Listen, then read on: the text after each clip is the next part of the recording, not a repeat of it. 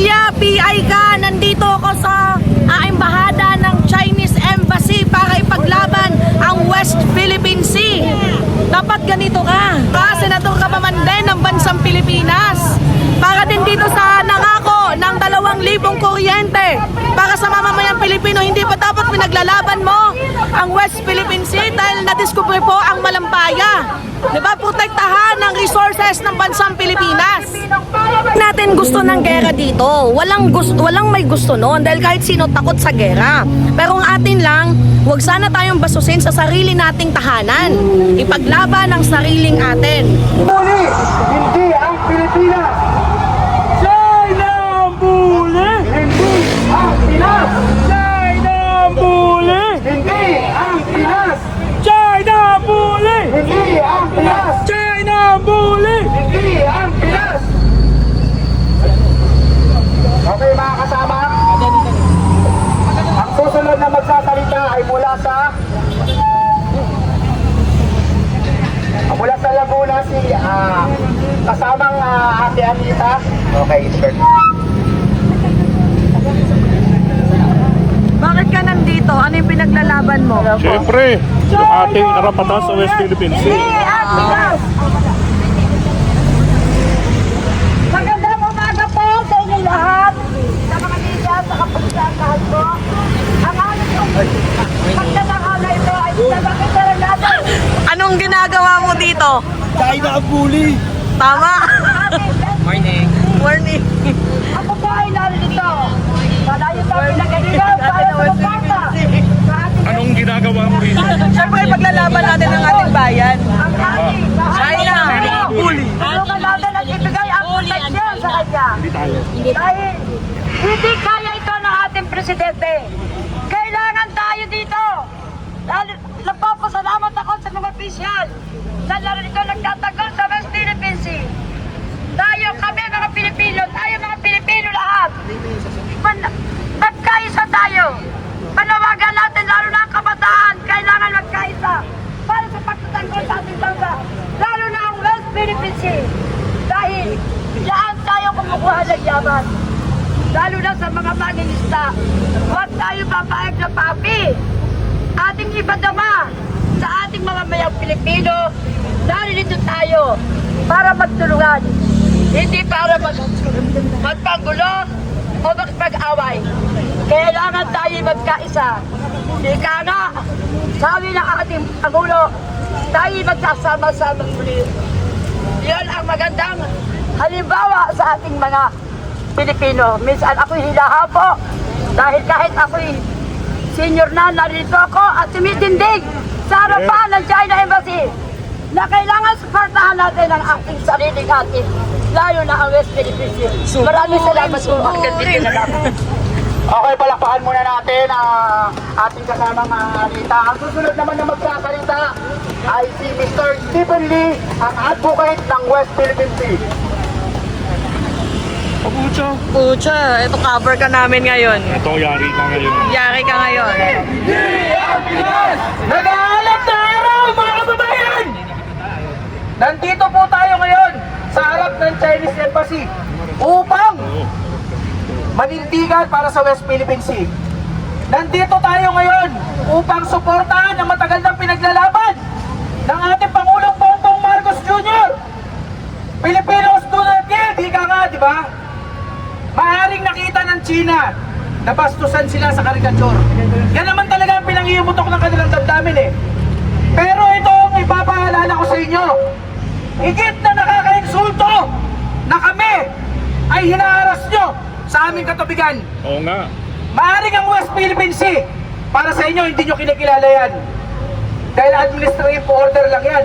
Pero hindi dyan nakabatay ang karapatan ng mga Pilipino pagdating sa West Philippine Sea. Ito ay pinagtibay na UNCLOS. Ito ay batas na kinikilala ng maraming bansa, hindi na nang-iisa. Tinakurehan kayong Chinese Big Brother ng mga Asyanong bansa, pero kayo ay bully. We will not yield. We will stand up to bullies like you. Hindi matatayig ang Pilipinas. Kami po, kailanman, ang mga Pilipino ay hindi nanakop. Kami ay sinubukang sakupin sila sa bandang uli. Hindi nagtagumpay. Kaya tandaan nyo, walang maliit o walang malaki na nakakapuwing, lagi maliit. Ang Pilipinas ang magbibigay ng puwing sa mata ng malaking China. Hindi nyo pwedeng ipagmalaki sa amin na kayo ay na-insulto ang leader nyo. Di hamak na mas mahirap ang pinagdadaanan na aming mga kababayan mangingisda. Tama! Dahil nakasalalay sa kanilang pangingisda ang kanilang buhay. Sa lahat ng mga Pilipino na nanonood ngayon, na mga kapanood nito, maaaring itatanong nyo, tubig lang yan. Wala akong kapakinabangan dyan. Diyan kayo nagkakamali. Milyong Pilipino ang araw-araw kumakain ng isda. Hindi nyo ba alam na kung ang ating mga mangingisda Pilipino ay malaya, makapamangingisda dyan sa West Philippine Sea, magmumurang isda? Ekonomiya. Kamakailan, na-discover ang Malampaya Estuan na may untapped resources. Tama. Pag yan nagamit para sa mga Pilipino, magmumura ang ating mga kuryente. Hindi pa lahat ng Pilipino ay makikinabang. Sa siyam na senador na ayaw pumirma sa resolusyon upang kundinahin ang mga pahayag ng China sa ating mga leader, nakakahiya po kayo. Hindi po natin pinapalayas dito ang ating mga kapatid na Chino na nagnenegosyo. Hindi rin natin pinapaalis ang embassy. Resolusyon lang yan upang kundinahin yung kanilang mga sinasabi. Di ba? Yung isa dyan, action star pa. Pero wala naman sa action. Ha? Star. Nasaan ang tapang mo? Ha? I'm Star calling you out, Mr. Robin Padilla. Ikaw na rin nagsabi. Ginawa lang nila to dahil iniinsulto ang kanilang Pangulo. Ngayon, iniinsulto din ang Pangulo mo. Ha? Sino ba ang Pangulo mo, ha? Yung nagkanulo sa atin sa China? Ha? Yun ba ang Pangulo mo? Hindi tayo magkakanta leche-leche ng ganito kung hindi nabigyan ng oportunidad ang nakaraang administrasyon upang maging masyadong mabait, mapagbigay sa China. Diba? Yan ang dahilan kung bakit ang isang hindi kilala na mayor na taga Mindanao ay nanalo. Nasaan ang pinangako mo sa mga mangingisda? Diba? Sasabihin mo, empty campaign promises lang. Tanga ang mga naniwala. Mas tanga ka! Kaya ikaw nakakulong ngayon. Yan ang masasabi ko sa'yo. Sino ba yan? Si Tatay Carton? Siyempre, nung karton nilang ama. Kaya ito lang ha, tatandaan nyo mga kababayan, ang West Philippine Sea, yan ay karugtong ng buhay ng mga Pilipino. Sa mga nagtatanong hanggang kailan ba dapat makipaglaban, isa lang ang tanong ko sa inyo, pwede bang tanongin kung kayo kung hanggang kailan kayo hihinga?